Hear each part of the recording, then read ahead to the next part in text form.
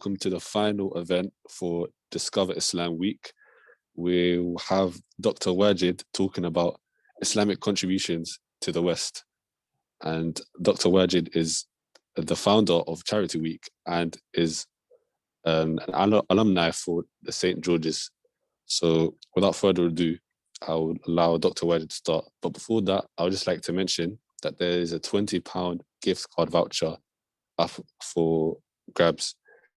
It will be in the chat below. Just make sure you sign the form and you will be in the draw, inshallah. Now, Dr. Wajid, you can start.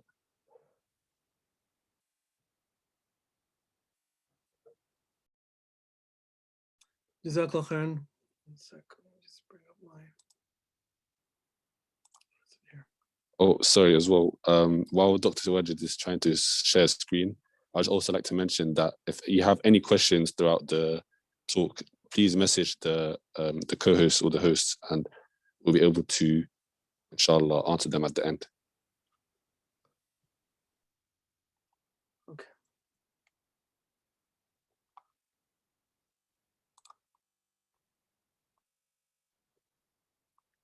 Assalamu alaikum wa rahmatullahi wa barakatuh. Alhamdulillah Rabbil Alameen wa salatu wa salam ashraf al-anbiya wa nabiyana Muhammad wa ala alihi wa sahbihi wa sallam wa alayhi tasliman jama'an kathira. Jazakallah khairan to invite me for this short talk on Islamic contributions to the West. And I think this talk is based upon the contributions of Islam to science and the development of science as a whole. So,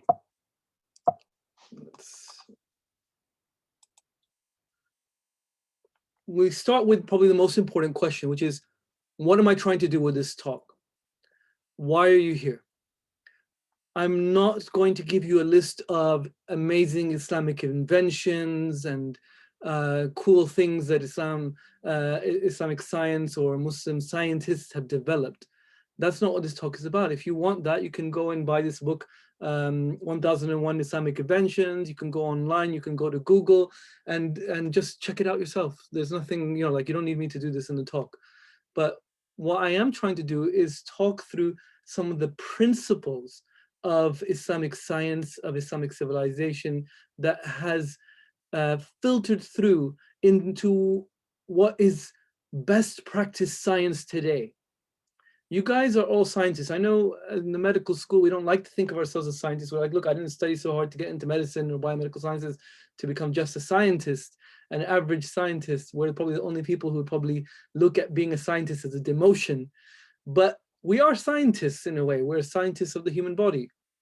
And what we do is very, very much based on Islamic principles and Islamic learning and Islamic history. But unfortunately, we don't know about it. The truth is that it's not taught.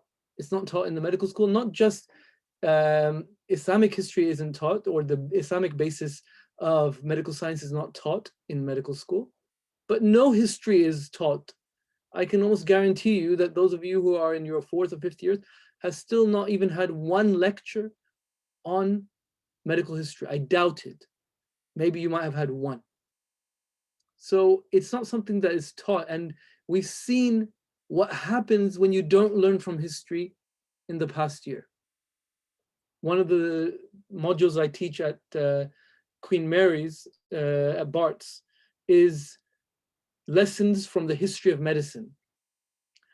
And for the last 8 years, I've been telling my medical students that, guys, if you're going to write an essay for me, write an essay on pandemics, write an essay on when we should close the airports, write an essay on when we should close the schools, when we should close the shops and stop work, and so on. And the reason why you need to do this is because there is going to be another pandemic. There's going to be another worldwide pandemic. It's going to go all across the world. And when that pandemic hits, we in the medical community will be totally unprepared for it. Even though we know it's coming, and even though we've had more than 1 century to prepare for it from the last one, and the Spanish influenza, we have done absolutely zero. We've done nothing. In that time, man has gone to the moon. They've managed to invent the computer, then shrink it down so it fits in your pocket. They've managed to do all sorts of crazy things. But medical science hasn't worked out the answer to a basic question like, when should you stop the trains during a pandemic? Why? Because we're too busy doing research papers on Prader-Willi syndrome or Krebs cycle, diseases that you may never see in your entire medical career, and Krebs cycle, which you will never use ever. From the day you graduate to the day you die, you probably will never ever use Krebs cycle. Why do they teach these kind of things, but they don't teach history? So what happens when you don't teach history? You're condemned to repeat the mistakes. So this is the whole point of today's lecture. What is the Islamic basis? Just to give you some ideas behind some of the principles, inshallah. So, first of all, what Islam, one of the most important things that Islam did is the value, is teach the value of knowledge. What is the value of knowledge? Being a nerd, you know, the very term nerd, geek, these things, because you're looked down upon when you are someone of high intellectual value, when you're smart. But when you're like a tough guy or when you're rich, people don't look down on you. People don't look down on, you know, I don't know, The Rock or, you know, or Cristiano Ronaldo, Lionel Messi, or Roger Federer, like they look down on Bill Gates. Why? Because Bill Gates is nerdy. He's got glasses. He's got ideas. Why is he talking about science? Who does he think he is? Right? So people have had, and cultures have had this intrinsic dislike of people who try to gain too much knowledge. And Islam bucked that trend. Islam is the religion in which, in the Quran itself, Allah subhanahu wa ta'ala says, Allah raises of those who believe and those who have been given knowledge many levels. Again, Allah subhanahu wa ta'ala says in the Quran, and say, he's telling the human beings, say, my Lord, increase me in what? Increase me not in wealth, in children, in happiness, increase me in health. No, increase me in knowledge. Rabbi zidni. And we are taught to say, Rabbi zidni ilman, right? And this is not just in the Quran, it's in the Hadith as well. The Prophet ﷺ said in Sahih Muslim, whoever, in Al-Tirmidhi, whoever treads the path in seeking knowledge, Allah will make easy for him the path to paradise. Literally tying knowledge to paradise. And we know this, obviously when they're talking about knowledge here, the Prophet ﷺ is most likely talking about Islamic knowledge, but still, it's a very powerful concept. It's a very powerful concept when in Al-Bukhari, we have been told in a hadith that the Prophet ﷺ said, when a man dies, all his deeds come to an end except for 3, on ongoing charities, sadaqah jariyah, beneficial knowledge, and a righteous son who prays for him. Beneficial knowledge is one of the 3 key things that survives, outlasts a human being. And not just the pursuit of knowledge is important, but it is so important, it's so valuable, that the more difficult the pursuit, the greater the reward. Listen to this beautiful hadith in Sahih Muslim. Whoever reads the Quran and stutters while reading, so whoever reads the Quran and stutters while reading, is trembling over their words, they're struggling, they're falling over their words, and we, you know, what do? We laugh at them. Who told this guy to lead prayer? Whoever reads the Quran and stutters while reading due to its difficulty will receive double the reward. And we can go on, but one of the key things that Islamic civilization did was put the value of knowledge right up there. And everything I tell you is not completely unique to Islamic civilization, but you should know that this is something that Islam has done in a way that maybe has gone beyond what other civilizations have done before. You cannot find another religious text of any religion which tells the person reading it to think. فكر إنما أنت متفكر, like think if you are one of those who think. Or فذكر, ponder, reflect. Again and again Allah subhanahu wa ta'ala says in the Quran, think, reflect, read. But in other religions, often you are told, in other spiritual traditions, you're told, stop thinking, just believe. Turn off that brain that God has given you and just believe. In Islam, they tell you, think. So the value of knowledge is placed so high that the people who are in charge, who is the only person who can get rid of the Khalifa? Who's the only people who can get rid of the ruler? In every other civilization, every other culture, the people who can get rid of the ruler is through a revolution, which is messy, or a coup, which is bloody. But in Islam, you have the people of knowledge. Ahl al-ilm, the people of knowledge. If the people of knowledge, of virtue, of piety, the scholars, if they decide the leader is corrupt, incapable of ruling, they're gone. They go. That's the value of knowledge. So when you place the value of knowledge high, now people want to get it. Look, it's a way to go to Jannah.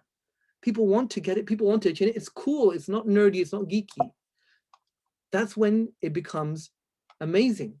The second thing that happened in Islamic civilization was this, this constant thing, this battle between religion and science. Religion and science. We don't understand what this means. What are you talking about, this battle between religion and science? It's like saying what the battle between apples and oranges. It's like they're two fruit. I don't understand why do they have to have a battle between them. What are you talking? The battle between red and yellow. Those are two colors. But the reason why it's a big deal in Western civilization and every other civilization is because religion is usually anti-science.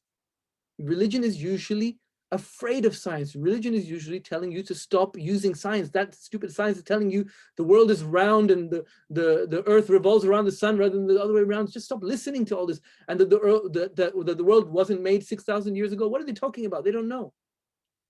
So usually, for most faiths, there's this constant battle between faith and science. We don't understand this. This is not our tradition. In our tradition, because at the very beginning, you're told, go, read, learn, write, understand, reflect. That means that these go together. Being a better scientist makes me a better Muslim. Can be part of the way that I become a better Muslim, that I can understand Allah subhanahu wa ta'ala better. A beautiful way that was explained by somebody else, not a Muslim, I believe it was Einstein, but I'm not sure if it was definitely a quote attributable to him, where he said that, science tells you how, religion tells you how to go to heaven, and science tells you how the heavens go. Religion tells you how to go to heaven, and science tells you how the heavens go. It's a really nice way, I think, of encapsulating what the relationship between Islam and science is. The people who they did a research study in America, and the American government, they actually, and again, this shows you how advanced, why certain governments are much more advanced, certain civilizations today are much more advanced. The American government had an entire research study day on the relationship between Islam and science. Like, what does that got to do with their governance? But it broadens their intellectual horizons. It means that they're coming while we're still playing. We don't even realize what game we're playing at the moment. We don't even know that they're playing a chess game. They're playing 4-dimensional chess and beating us at every second, everywhere on the checkerboard, right? That's why the Googles, Apples, Teslas of the world are in America. They're not in the Muslim world. So they actually did a research day on Islam and science, and one of the speakers, these are all non-Muslim speakers, noted that, look, Islam has a very different relationship with science than other faiths, other religions. He said, famous Islamic scholars throughout the years noted that reason, intellectualism, is God's gift to the human being, and God wants us to use it effectively. So that's faith and science, they go together. We never see that they're fighting each other. And when they do fight each other, it's very easy for us to turn around and say, we believe in our faith first. but science will catch up, or something more will be revealed, or so on and so forth. Islam doesn't feel threatened by science. And that is a huge thing, because a large part of current Western civilization is built on the Renaissance, is built on post-faith, anti-faith. And that becomes problematic. That becomes problematic with ethics and so many other things that we'll see happening, because it's, you kind of, the human being needs some faith. Even if you don't have a religion, even if you don't have a faith, that is a type of faith, right? You have some kind of value set or beliefs. We don't just make it up as we go along. So that's another thing that Islam did very well. Okay.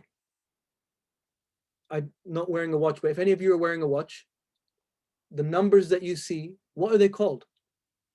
They're called Arabic numerals, right? Everywhere in the world, 1, 2, 3, 4, 5, 6, 7 are called Arabic numerals. Why are they called Arabic numerals? They're called Arabic numerals because they were invented by the Muslims. So they called them Arabic numerals because Muslim and Arab was interchangeable, for, even though a lot of the Muslim world, most of the Muslim world and scientists were not from the Arab population themselves, but they called it Arabic numerals anyway. But that's one of the rare examples, where in Western civilization, they gave credit to where they got an idea from. It's one of the very few times where they said, you know what, we got these numbers from the Arabs, they're Arabic numerals. Most of the time, ideas that have come into the Western world, they've taken it, they've repackaged it, and they've sold it as, not, I can't say the whole West has sold it, but the people who repackaged it sold it as their idea, right? Most of the time, that's what happened. So, you don't, you've got so many things that they, people say Columbus discovered America. It's like, well, what, were people not living there before that you discovered it? It's like things aren't discovered until you discover it. It's like people didn't exist until you saw them. Science didn't happen until you said it did. You can see it actually when they do talk about history of medicine, do they ever talk about anyone who isn't someone from Europe? Were there no doctors in China, in India, in Africa? Did we have nothing? This isn't part of Islamic intellectual tradition. Islamic intellectual tradition is almost always about giving credit where credit is due. So there's a branch of medicine in Muslim countries, it's called Tib Yunani, Greek medicine. Tib, Hindi, Indian medicine. Even though it's being practiced in the Muslim world, it's been developed, refined, changed, but they call it by where it came from. And this isn't just, this is including Arabic numerals. Muslims don't call them Arabic numerals. They call them Indian, because they got it originally from India.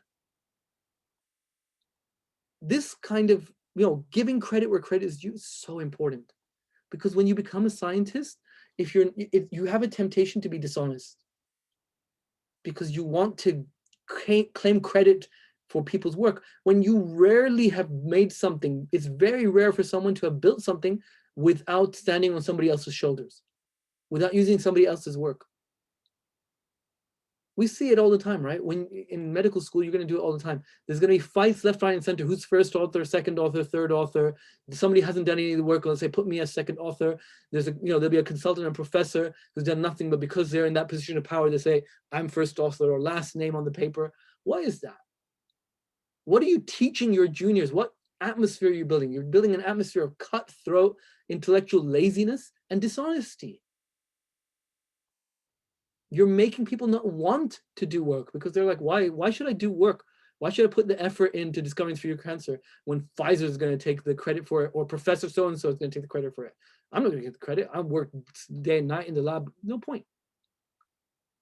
But in the Muslim civilization, you would get the credit for it. And in fact, not just you, more likely your father or your town would get the credit for it. What does Ibn Cena, Ibn Haytham, Ibn Nafis, Ibn Rushd, what do all of those people have in common?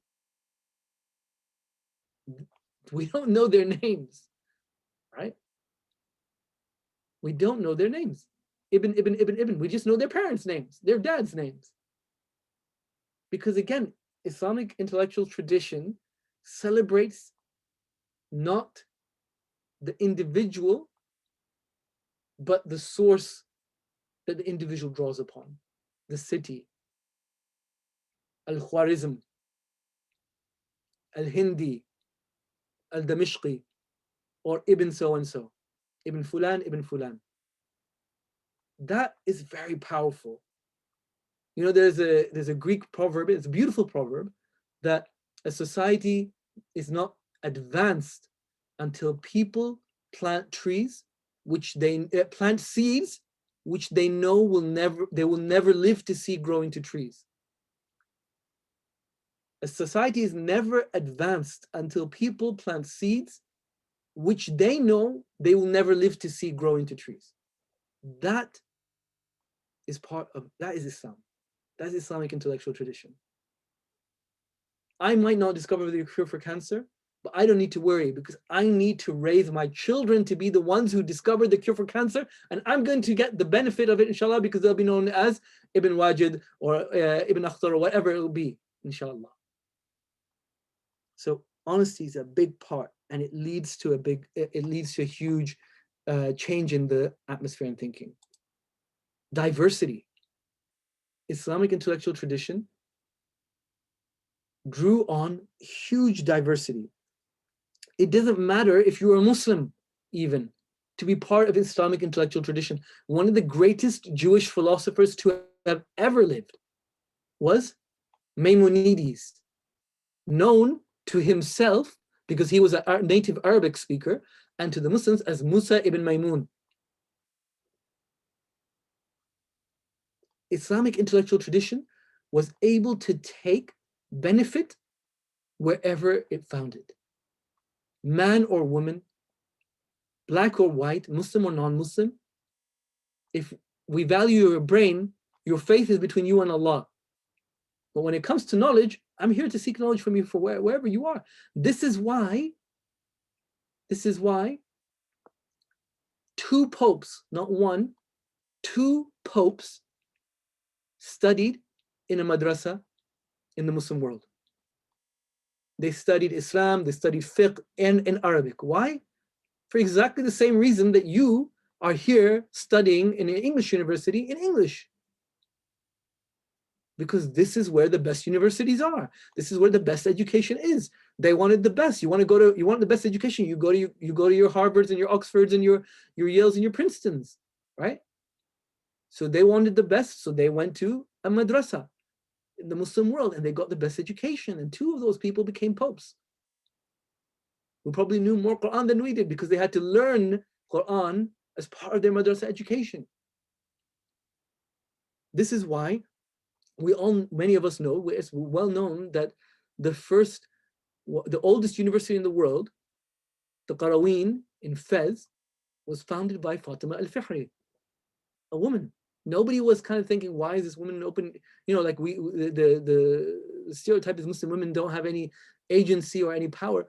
Well, she opened the university, and if you've been to Fez, you'll see that literally 10 minutes, not even 10 minutes, 5-minute walk down the road is another university opened by her sister, Maryam al-Fihri. Two sisters opened two universities next to each other. Beat that anyone else in the world today. So it's this spirit, diversity. You know, they really valued it wherever it was. And compare that to Lady Mary Montagu.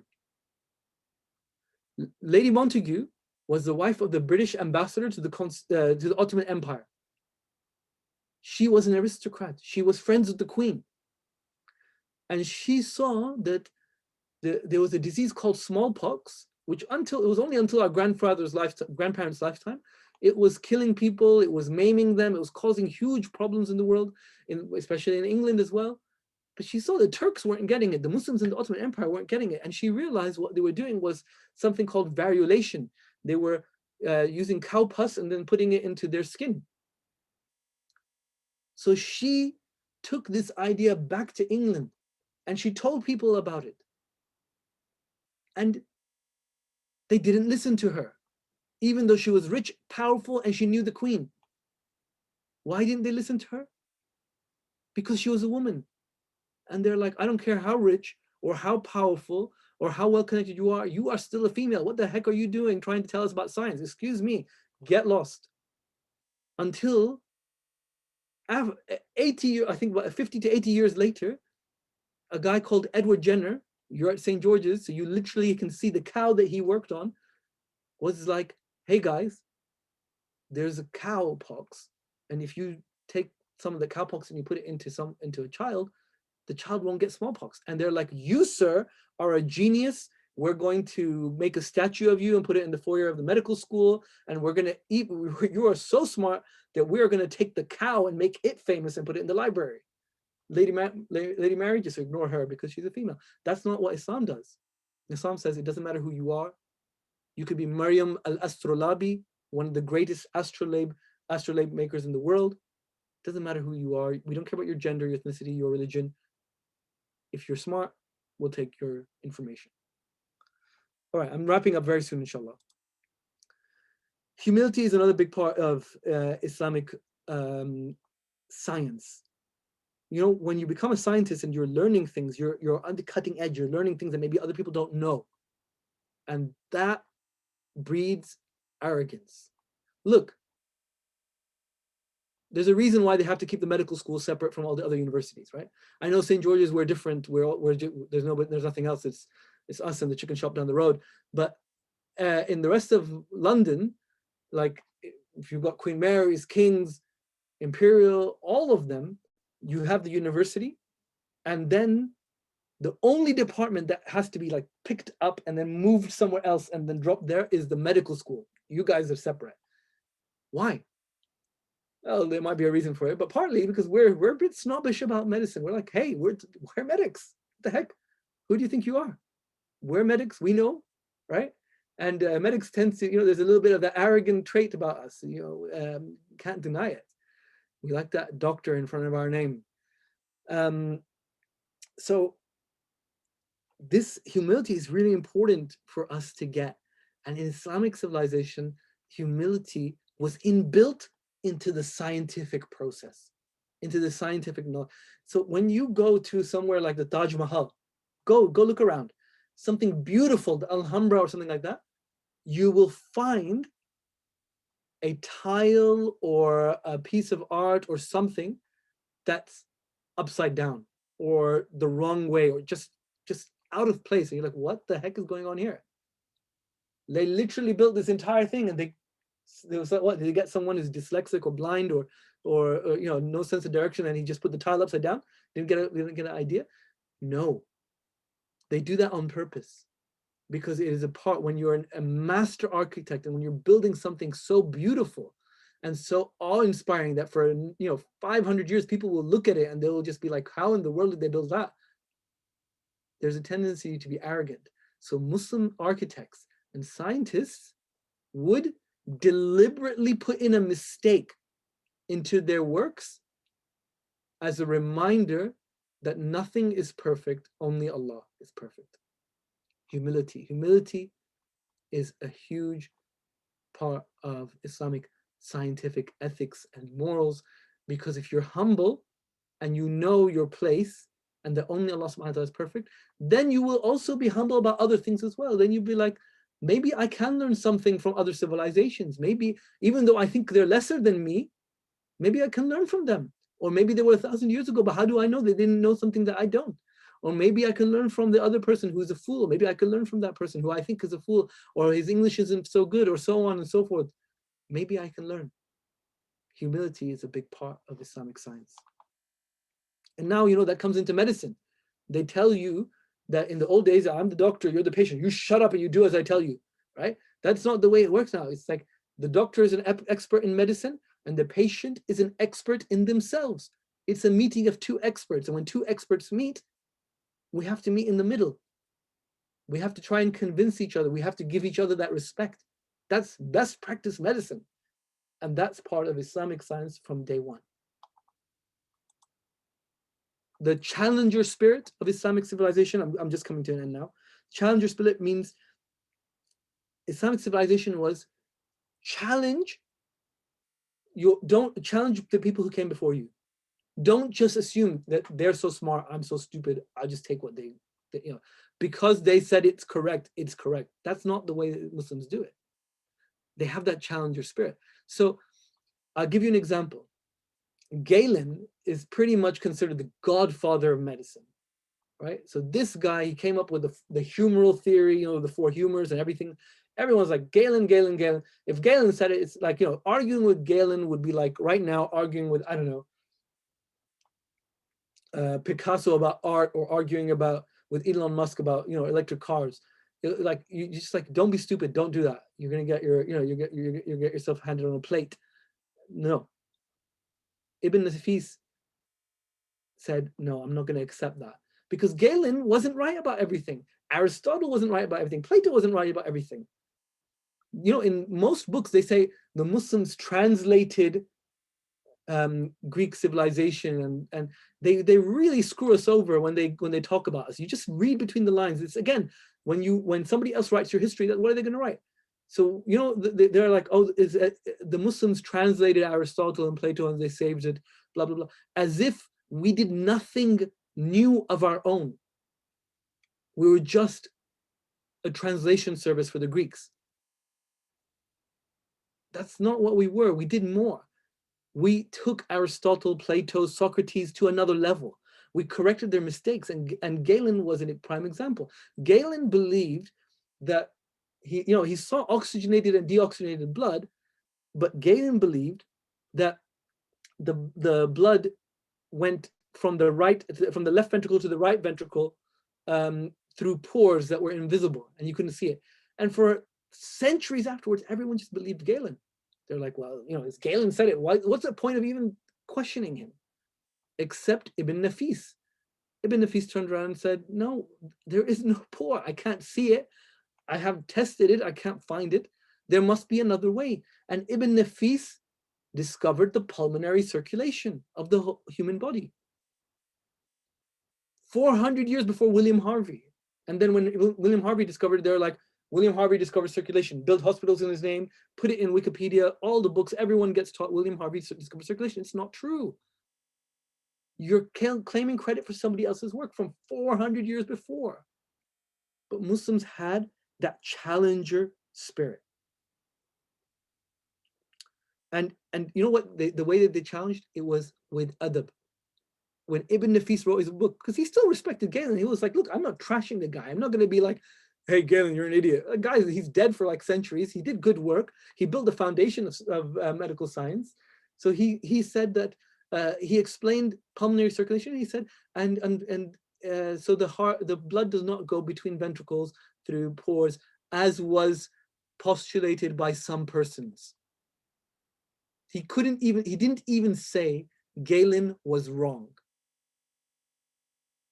because he didn't want to disrespect someone from the past, all the good work, and that all people would be like, oh, Galen was an idiot, whatever. No. Some people said this, and I've just shown that it's something else.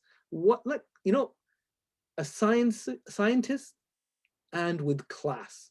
That's what you want. You want class. Right. And the scientific method. So the scientific method is basically something that was, they say that Ibn Haytham created it, but actually this is one of the key things that Muslim civilization offered to science today. Literally the scientific method, right? What is a scientific method? The scientific method, before Muslims, science was basically whatever a scientist felt it was. So Galen said, this is the way the human body works, and that's how it works. Galen said the human body is made up of humors, and it's a balance between the humors, and people were like, that's what it does. And Aristotle said X, and Plato said Y, and that's the way people thought it was. But the Muslims invented something called the scientific method. The scientific method was, if you have a hypothesis, then you need to have an experiment or design an experiment to test that hypothesis. That is a scientific method. So if someone says the world is round, or the world, let's say someone says the world is flat, and you say, well, let's do some tests. I'm not going to accept it until I do some tests, and those tests are checked, and they're checked all over in different ways, in different methods, and it'll tell me whether the world is flat or round. That's science. That's the difference between science and what's happening right now with anti-vaxxers saying, I think, right? I think X, I think Y, I think Z. There's just opinions. I think that the vaccine will affect fertility. Why do you think that, you moron? It's because of this one molecule that's the same as on the human egg. Well, that will be like me saying that my phone number has the number 7 in it. Does your phone number have a number 7 in it? I bet you every single one of you in this meeting, your phone number has a number 7 in it. So does that mean that I can automatically hack your phone because we both have the number 7 in our phone numbers? No, that would be stupid. That wouldn't make any sense. And that's exactly the non-science that people talk about when they talk about fertility. This is where that fertility thing came from about vaccines, because one guy, it most likely was malicious, unfortunately, as far as I can tell from my research. It wasn't like a genuine question by someone who doesn't know any better. This is a scientist maliciously putting out a rumor to advance an agenda, I believe. I might be wrong, it's just a personal opinion. But that's not what Muslims do. Scientific method. What's the scientific method? If you think it does, let's do X, let's do an experiment, let's find out. Let's do this experiment, let's find out. Let's have experiments and results. That's the scientific method. And that was done by Ibn al-Haytham. So he was able to see, because people used to think that people were seeing by light coming out of your eyes, and he was able to prove that light was going in. And that's how people saw.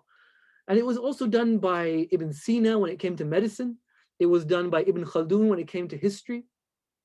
Because before Ibn Khaldun, what was history? History was just myths. It's whatever anyone said. It was, Hercules and,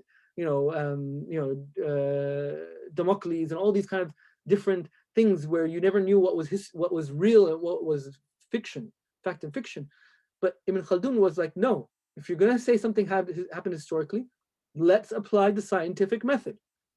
He literally invented the field of historiography. Our old friend Ibn Ibn Nafis, these guys were all inventing different fields. And not only the scientific method, but it was repeated. So for example, at the time of the Khalifa al-Ma'mun, there was, al-Ma'mun wanted to find out the circumference of the earth. How big is the world? People want to know, how big is it? So they made a plan. They said from Baghdad, they would go to a place called Sinjar Valley. It's in the news. It was in the news recently. It's very flat. And they would look at the star, and then they would take a rope and put it, a long rope, and then they would peg it into the ground, and then they would take it further and peg it, and they would basically keep going on a rope until they moved 1 degree away from that star. And as you know, any circle is 360 degrees. So they went about 66 miles before it was 1 degree difference. So they surmised that the world is, or I think it was 66 miles or whatever it was, but they multiplied times 360 and said that's the circumference of the world, and they were literally off by 12 kilometers. That's it. But that wasn't all they did.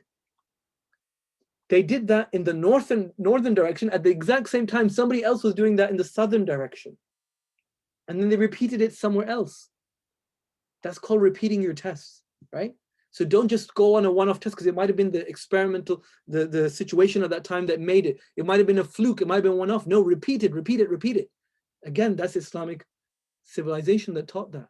And while they were repeating it, there was a scientist, Al-Biruni, This guy's, you know, if you ever read about a scientist, we always get trapped on Ibn Sina. Read about al-Biruni. This guy was an absolute legend. Yeah, al-Biruni was literally like, he just watched these guys like walk through the desert for like, you know, days on end and then do it. And then before they came back, he just looked up at the sky himself, wrote some calculations down, and he said, "This is the answer." And he got the same answer.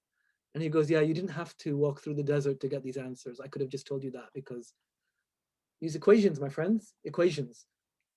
Muslims invented algorithms and algebra and so on. In fact, the word gibberish, where does the word gibberish, you know what does gibberish mean? It means like gobbledygook, garbage, I can't understand it. What's he talking about? It's gibberish. It literally comes from gibber,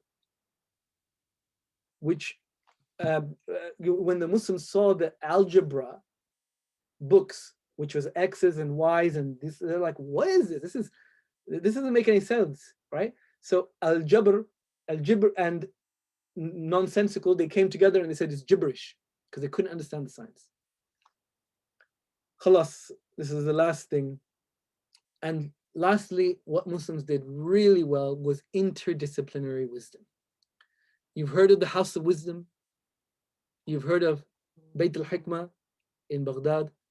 What was it about the House of Wisdom that what made it like this intellectual hub, that made it so amazing that one non-Muslim writer wrote that if the Mongols, you know, the Mongol hordes of Genghis Khan and Hulagu Khan, if they hadn't destroyed Baghdad, if that didn't happen, it's one of the most pivotal moments in history. And we lost all that work. The river turned black with ink and the streets turned red with blood. Because if that didn't happen, humanity would probably have reached the moon 200 to 400 years earlier than they did in 1969. And it would have been the Muslims who got there. So what was it about this building that spurned this golden age? It was not that they had geniuses. There were geniuses elsewhere, but they had geniuses meeting each other. The mathematician and the linguist and the Islamic scholar and the medicals, they're all in the same place and they're talking to each other. That cross culture, right? Our good friend al-Biruni was also, not only like was he a master mathematician and astronomer, he was also the guy who wrote the most detailed history of India ever to be written, Kitab al-Hind, because he went with Mahmud of Ghaznawi into India, and he detailed all the tribes and the languages and the religions and everything there is to know about India. He knows more about India than I do, and I'm from India. And not only that, he also wrote the textbook of pharmacy. The textbook for hundreds of years was written by our friend al-Biruni. And there were other things. And all these guys were doing, and on top of that, he was also a scholar of the Shafi'i madhab. And this isn't just al-Biruni, this is all of them. They did multiple things, and cool things happen when multiple things intersect. That's when cool things happen. Amazing things happen. So that's what Bayt al-Hikmah was about. It's about intersecting wisdom. And you see this today in the design of the Apple headquarters. Apple recreated their headquarters. $5 billion was spent on their headquarters. And the whole design of the headquarters is a circle. And the circle filters down into a common area in the middle.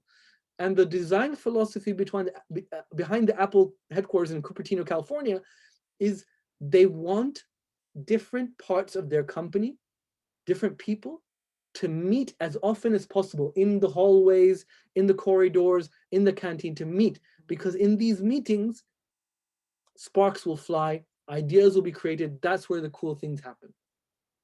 And Muslims were doing it way back when. So I'll finish off with this, my brothers and sisters. I've gone through a lot of what Muslim civilization has offered to science as a whole.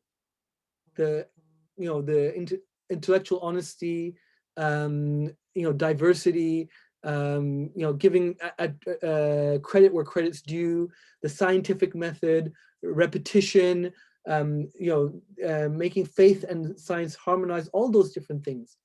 And I want to say again, this is not just, we shouldn't be people who say that this is just Muslims who did it. Of course, it exists in other cultures. Of course, there's valuable things in other cultures, but we want to learn about our culture and what is it that makes it different, what makes it interesting. I want you guys to be proud of your tradition so that you can build on it. But you should also know that that's not who we are now. Who we are now is exactly the opposite of everything I've explained. Science today, the inheritors of the Islamic civilization are in the West, not us. The ones who are pushing the boundaries, the ones who are discovering things, the ones who are helping human civilization the most are not Muslims. Muslims, unfortunately, are doing the opposite of their own tradition. This is why when microphones first came out, scholars were like, this is haram, you cannot use it in the masjid. This is why, the big scholars from Saudi Arabia, for example, Sheikh bin Baz, was once told, like, mankind has gone to the moon, and he was like, this is wrong. Mankind has never gone to the moon. It's fake news. And there you'll see other scholars who go, the earth is flat, even not realizing that the Muslims proved the earth was round hundreds of years ago. We have really degenerated when it has come to science, and our relationship has been changed. And we need to go back to the values of Islam that is in the Quran, that's in the Hadith, about gaining knowledge and beneficial knowledge and making that beneficial for the rest of humanity, inshallah. I hope that you guys will be ambitious. Please don't be just another doctor or another Muslim biomedical scientist or radiographer or pharmacist. We have loads of those. Be an Islamic scientist, someone who is of benefit to the world and is a credit to their faith and their brothers and sisters, inshallah. Strive and be ambitious, inshallah, and see what you can do to uplift not only the Muslim world, but uplift humanity as a whole. Jazakallah khairan. Jazakallah, Dr. Wajid. Very beautiful talk. Very different talk as well from the past ones we've had this whole week. It's great to sum it up at the end for the Islamic week. Now, there's one thing that I would like to mention that was said during this talk, and it kind of piqued my interest. And it was a quote in the honesty section, which was, society will not advance until people start growing seeds which they know will never live to see grow. And I just think it resonated with me personally, because it's just true in general in this society as well. Now, if it's fine with you, Dr. Wajid, we'll go to the question section. And in the chat, we have one question. What did Ibn Sina do for his name to be known? Ibn Sina did a lot. He's actually a very controversial person in Islamic history. He was a philosopher. He was known more for his philosophy in his lifetime. And he wasn't a philosopher who was kind of on the standards of good Islamic, theology. He was a bit rogue when it came to that. So a lot of the scholars, a lot of the ulama were not happy with him. And some would have even called him like a fringe thinker. But people say that he changed at the end of his life. But what he did really was he brought the science of medicine together into a standardized format. It's a lot like what did Bukhari do? Did he write the hadith? No, he didn't. But did the hadith not exist before him? It did exist. But what he did was he collected it. He got the absolute verification of it, and then he put it into an easy to read and reference format. It's what Google does, right? What does Google do? Does Google make stuff? No, they take the stuff that's already out there and they put it into a format that's easy for you to digest and to reference and to understand. So that's what Ibn Sina did. He also did discover things. There's lots of things that he discovered, but the thing he's known for medically is the Qanun for Tib.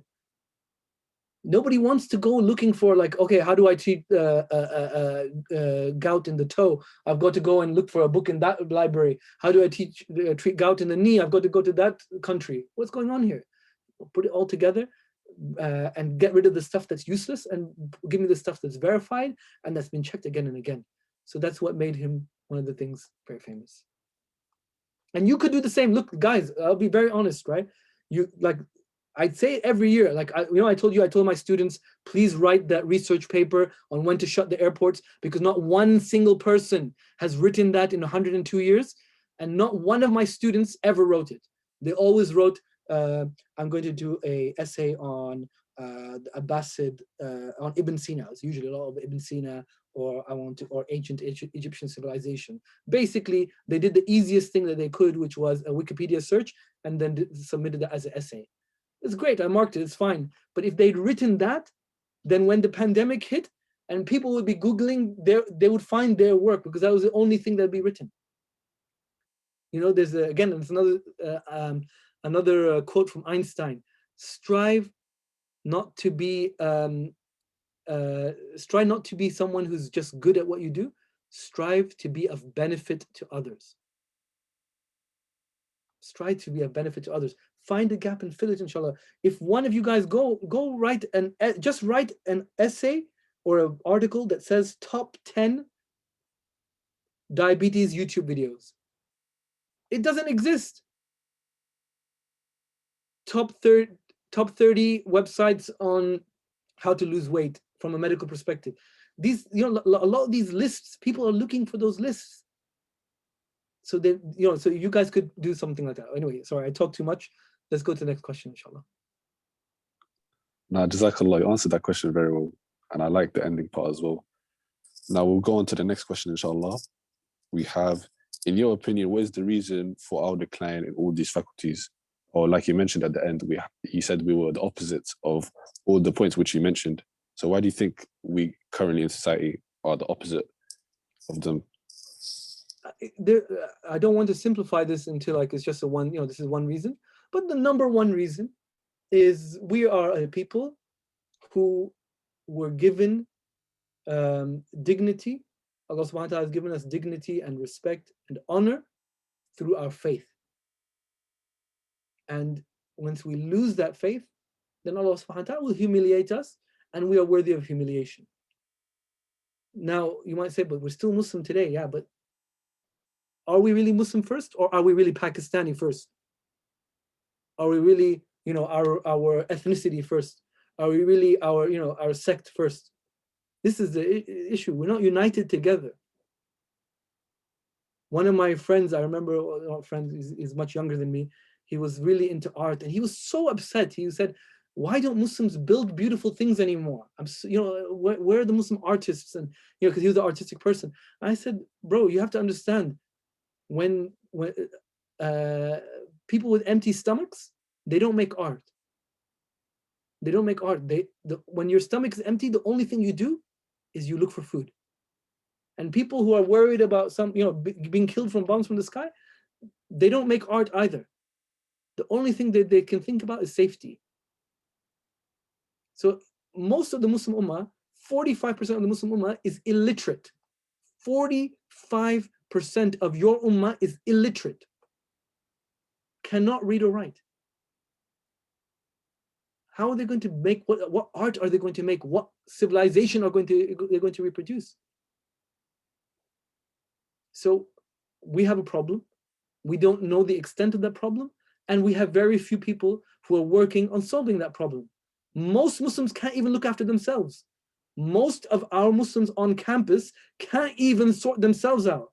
Other people are needing to come in from left and right to keep them Muslim, or to get through life, and everything seems to be a bloody struggle for them. So if you are constantly needing help, who are you going to be helping? We don't even know that we don't even realize that we're the ones who are supposed to be helping others. We're constantly looking to be helped. Where's the next person to help me? Right? It's like Salah ad-Din sitting there going, I really can't wait for someone to come and save us. I'm struggling here, and and then people asking, what are you doing, Sa'adin? It's like, I'm looking out the window. What are you looking for? I'm looking for someone to come and help save us, not realizing that he's Sa'adin already.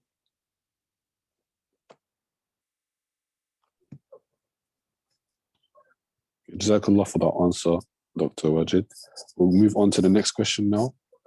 So the next question was, can the science of hadith be considered a revolution of how history was viewed, as well as an early version of the modern day scientific method? I think it can be. You will not find it written in books by non-Muslims, because unfortunately, a lot of times books by non-Muslims discredit the hadith, and they make blanket statements with very little evidence and with very little research. They're like, oh, the hadiths were not written down, and the hadiths were this, that, and the other. I mean, let's be honest, there is more evidence for the Prophet ﷺ's existence, and there's more information about his life than there is for any of yours. And you're alive here today. We know how he ate, we know how he drank, ﷺ, we know how he went to the toilet, we know how he slept, we know what words he said, the exact words, and from multiple sources. We don't know that for any contemporary human being. So the science of hadith is a very, very well developed science, a very intrinsic and exacting science. And it has filtered through into many of the other sciences and other methods that the Muslims use. It absolutely has had an impact on the way Muslims approach the rest of the world and the rest of science, and I think it definitely has a part to play. But nobody's told that story yet. So what exactly the point you made is, that is a story that is yet to be told. Maybe you will be the person to tell that story, inshallah. Jazakallah for that answer. We'll move on to the next question, inshallah. How do I go learning about history like this? And what books do you recommend reading, as I learned so much new things today? Jazakallah khairan. And the first way to do it is you need to have a passion and desire. When someone's in love, then everything reminds them of the person that they love, right? Like when you're in love, you will, you're like, oh, that color, that's your favorite color, or that smell, that reminds me of her, or that location. Everything reminds you, everything, it doesn't matter what you see, will eventually bring you back to what you love, or the person you love. So similarly, if you love Islamic history, and if you love using it for a better purpose, to inspire or help others, then whatever you read, your brain will always be wired to trying to find a way of connecting that to that which you love. So that's what I would say. The first thing is to find what you love. If you love Islamic history, go for that. If you love charity, go for that. If you love science, go for that. There's something for everyone. And then use that to benefit the people. Find a way, how can I transfer this information to others? How can I be of benefit to others? There are many beautiful books out there. I mentioned this one. It's called 1001 Inventions. It's edited by Professor Salim Al-Hassani, who's in Manchester. And the president of BIMA is one of the, Dr. Sharif Kafil Ghazal is one of the members of the editorial committee. So that's a good book to get. There's another book, this one's called Lost History by Michael Hamilton Morgan. So it talks about the legacy of Islamic civilization. There's another book called The House of Wisdom by Jonathan Lyons. There are many, many books. But what I would recommend, and inshallah, I will put an article together with some of these books about it. But the first thing is gain a love for it, inshallah. And once you get the love for it, you will find that you're going to, even when you read about non-Muslim history, it will incite a passion in you, and you will find things that you can connect back to Muslim history and learn from it. Jazakallah for that, Dr. Wajid. I don't think there are any more questions in the chat. So I think we should just move on to the voucher for the Amazon to see who won. So I think we should move on to that now, inshallah. Jazakallah khair. I just wanted to say to all my brothers and sisters at George's, May Allah subhanahu wa ta'ala reward you guys. You guys do a fantastic job. Make me proud, mashallah, of going to the university. More proud than I am of that cow that's stuck up on the wall in the library. Because mashallah, you're a good bunch of brothers and sisters. You do amazing work. Not just in Charity Week, which obviously we really appreciate because you're one of the powerhouses, you always have been. But beyond that, George's, mashallah, is a real inspiration to brothers and sisters across London and across the UK, and inshallah across the rest of the world, what you guys do. So keep up that work and stay united together. Please, build the Islamic society. Each one of you has this role. This society, for every one of you that joins, you motivate the others, you inspire the others. The projects that can be done, the things that can be done can really be amazing. The work that can be done can be amazing. So many amazing things have started in places like George's, and I hope that you guys will be the next generation to bring out then build on the foundation of the previous generations, take it to a whole new level. May Allah subhanahu wa ta'ala reward you guys. Please forgive me. Only all the good that I've said is from Allah subhanahu wa ta'ala, and only the mistakes are mine. Assalamu alaikum. Alaikum salam. Jazakallah for that. And you're just a very great inspiration for us as you've started the charity week for us, and it's continued to grow and grow and grow, subhanAllah.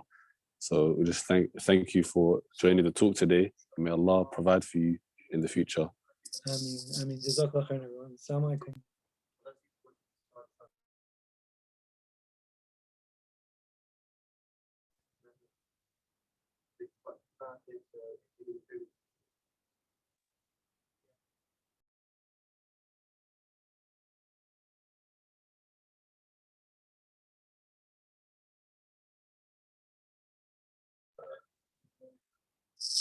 So now we have the winner for the £20 voucher. Inshallah, please get in contact with the SGUL Islamic Society.